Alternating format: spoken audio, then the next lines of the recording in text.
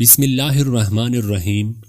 شروع اللہ کے نام سے جو بڑا مہربان اور نہایت رحم والا ہے۔ ایک بہو کا اپنے سسرال والوں کے لیے چاول کے ساتھ سانپ پکانا اور پھر آگے اس کے ساتھ کیا ہوا ایک دل دہلا دینے والا منظر ہے۔ دوستو کہتے ہیں کہ ایک بار عید کا دن تھا اور ایک بہو اپنے سسرال والوں کے لیے چاول بنا رہی تھی۔ اچانک اس میں ایک سانپ گرا۔ اپنی ساس کے ڈر سے بہو نے چاول گرانے کی بجائے سانپ کو بھی اس میں پکا دیا۔ سب گھر والوں نے بہت تعریف کی کہ بہترین چاول پکائے ہیں، بہت مزہ بھی آیا۔ اب 1 سال گزرنے کے بعد ایک اور موقع پر چاول پکانے کی نوبت آئی تو سب گھر والوں نے ایک ہی بات دہرائی کہ پچھلی عید پہ جو چاول پکے تھے کمال کا ذائقہ تھا۔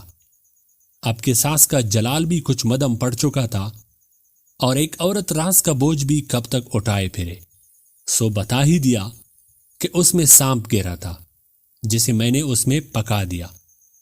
اب یہ سننا تھا کہ سب گھر والے بے ہوش، ایک کو دل کا دورہ پڑا اور وہی جان دے بیٹھا۔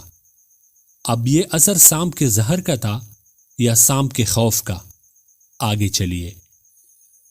امریکہ میں موت کی سزا یافتہ ایک قیدی پر ایک عجیب تجربہ کیا گیا۔ اسے بتایا گیا کہ آپ کو نہ پھانسی دی جائے گی، نہ گولی مار جائے گی، نہ زہر کا انجیکشن، بلکہ سانپ سے ڈسوایا جائے گا۔ اب اس قیدی کے خیالات پر سانپ چھا گیا۔ پھر سانپ اس کے سامنے لایا گیا۔ اسے یقین ہو چلا کہ اس سانپ نے مجھے ڈسنا ہے۔ پھر اس کی آنکھوں پر ایک پٹی باندھی گئی اور 2 پینے اسے چبوائی گئی، جس سے اس قیدی کو پکا یقین ہو گیا کہ سانپ نے ڈس لیا ہے۔ تھوڑی دیر بعد اس کی موت واقع ہو گئی۔ اس کے خون کے ٹیسٹ جب ہوئے تو حیران کن طور پر خون میں سانپ کا زہر بھی موجود تھا۔ اب اس شخص کو سانپ نے چوہا تک نہیں، لیکن اس کے باوجود اس کی موت بھی واقع ہوئی اور خون میں سانپ کا زہر بھی نظر آیا۔ یہ کیا تھا؟ ایک خوف۔ یقین جانیے دوستو کہ آج جتنی اموات ہو رہی ہے اس میں 80% خوف کے زیر اثر ہو رہی ہے، اور اس قتل میں ہر وہ شخص برابر کا شریک ہے جو خوف پلا رہا ہے۔ اس لیے احتیاط کی ترغیب دیجیے، آگاہی عام کیجیے، لیکن دہشت نہ پلائے، حوصلہ دیجیے اور خدا را قاتل نہ بنے۔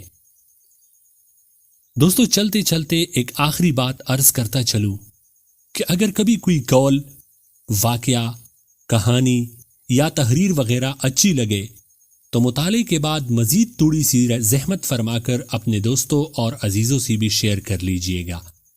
یقین کیجئے کہ اس میں آپ کا بمشکل 1 لمحہ صرف ہوگا، لیکن ہو سکتا ہے کہ اسی 1 لمحے کی اٹھائی ہوئی تکلیف سے آپ کی شیئر کردہ تحریر اور لوگوں کے لیے سبق آموز ثابت ہو۔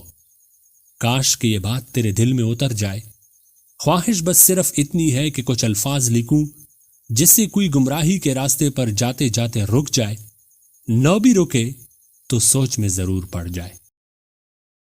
امید کرتا ہوں آپ کو یہ ویڈیو پسند آئی ہوگی۔ اگر آپ کو یہ ویڈیو پسند آئے تو اسے لائک کیجئے اور ہمارے چینل کو بھی مزید اس طرح کی بہترین ویڈیوز کے لیے سبسکرائب کرنا بھی نہ بھولیے گا۔ شکریہ۔